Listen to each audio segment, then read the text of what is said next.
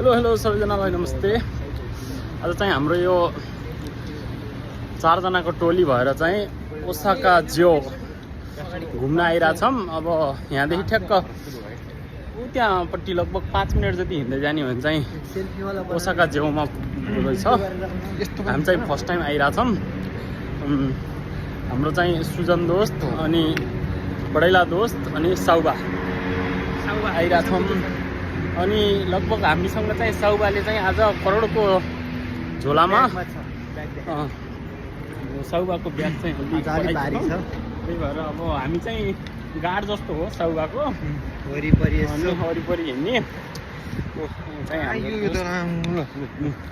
के छ केटा हो।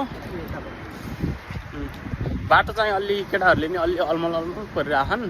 ऊ चाहिँ ऊ पनि करोडकै साउ हो, साउबा पछिको धनी व्यक्ति हो ऊ पनि।